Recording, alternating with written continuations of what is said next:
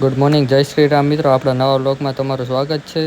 નાઈ ધોઈને રેડી થઈને નીકળી ગયા હું ને મારો ભાઈ બે બોટાદ તરફ જવા માટે. મોટો ભાઈ હતો એટલે આપણે કઈ ગાડી હાકી નહીં, પહોંચી ગયા બોટાદ ને આ રેલવે સ્ટેશનમાં શું બને છે આમાં કઈ ખબર નહીં. જે કોઈ ભાઈઓ મિત્રોને ખબર હોય તો જરા કોમેન્ટમાં કહેજો. અને આ પણ નવું બને છે, જાણે ટાવર જેવું છે આ મેટ્રો. બોટાદમાં મેટ્રો આવવાની લાગે. એ બધું જોતા જોતા આવ્યા હતા. અહીંયા ફાટક થઈ ગઈ બંધ, અને એ ફાટક હતી એક આ ઉંદરડા વાટ. ઉંદરડાએ આપણો કરી નાખ્યો ટાઈમ વેસ્ટ 15 મિનિટનો.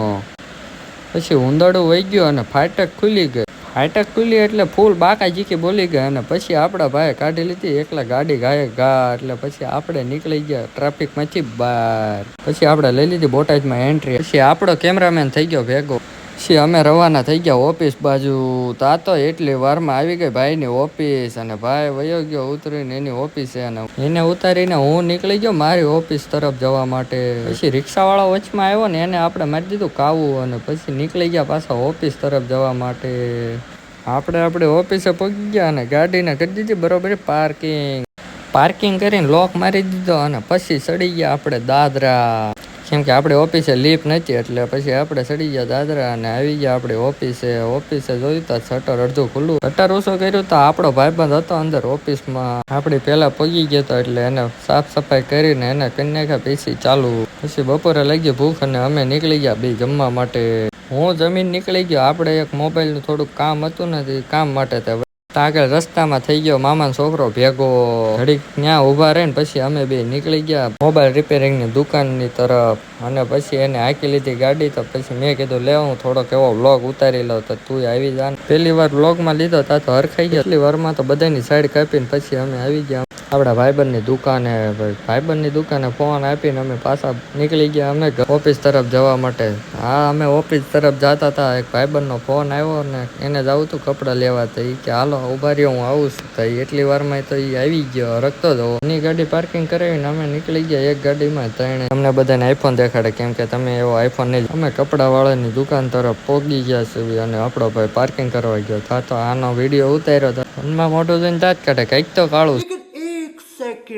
પછી એને મોકલી દીધો કાપડ જોવા. કાપડ જોવે છે કે ઉંદરડા ગોતે છે ખબર નથી પડતી મારે. કાપડ પસંદ કરી લીધા. હા ભાઈ માપ લઈ લઈને કરવા માંડ્યા કટિંગ. તો એટલી વારમાં આપણા બે ભાઈબંધને બતાવી દીધા. હા ભાઈ તો શરમાતા લાગે છે. એટલી વારમાં આ ભાઈ આપણા ગાભાને ફાડી નાખ્યા કાતારે કરીને. માપ લઈને પેન્ટ કરી દીધું કટિંગ ને શર્ટ કરી દીધો કટિંગ. પછી હેંકેલીને એમને કરી દીધું અમને પેકિંગ ને પેક કરીને અમે નીકળી ગયા હવે ઓફિસ તરફ જવા માટે. આ ભાઈ તો જવો પણ જ્યાં ક્યાં દુઃખ કાંઈ ખતમ નહીં હોતા બે. ઓફિસ તરફ જતા હતા એટલી વારમાં આપણને બાટલા વાળા થઈ ગયા ભેગા. આ મોદી કાકા મોકલ્યા હતા. મામાના છોકરાને ઉતારીને પછી હું વયો ગયો મારી ઓફિસ તરફ જવા માટે. આપણે પહોંચી ગયા હવે ઓફિસે. આ ભાઈને લાગતી હતી શરમ એટલે આપણને ના પાડી દીધી. પછી આપણે બી ગયા આપણા પીસી ઉપર. હું કરતો તો મારું કામ ને એ ભાઈ હાથમાં આવી ગયો ફોન. તો મને કે લાવો તમારે હવે વિડીયો ઉતારવાનો છે. આપણી તો ધ્યાન નથી તાઈને આપણો વિડીયો ઉતારી લીધો ને પછી હું નીકળી ગયો સાંજ પડીને ઘર તરફ જવા માટે. સનસેટ વ્યૂ સારો આવતો હતો. મેં ઉતારી દીધી રીલ્સ. આગળ જતા બે પાક્કા ભાઈબંધ ભેગા થઈ ગયા. આવડા તો પણ આપણી બાયડી કેમ ધ્યાન રાખે અમારા ક્લબમાં આગળ હવે થઈ ગઈ ફાટક ભેગી આપણને. પછી આપણે પૂછ્યું એટલે કીધું લાવો થોડોક વિડીયો ઉતારી લો. પછી ફાટક ખુલી અહીંયા રસ્તામાં આવી ગયું ખોડિયારમાં મંદિર ને ત્યાં પછી માથું નમાડવું. પછી આપણે પહોંચી ગયા આપણે ગામમાં. આપણા ગામની નિહાળ છે નવી. પછી આવી ગયો આપણા ગામનું રામાપીરનું મંદિર. અહીંયા હાલે છે પુલનું કામ. એ તો તમને આગલા વ્લોગમાં જોયું એટલે ખબર જ હશે. પછી ગામમાં લઈ લીધી આપણે એન્ટ્રી અને પહોંચી ગયા ઘરે.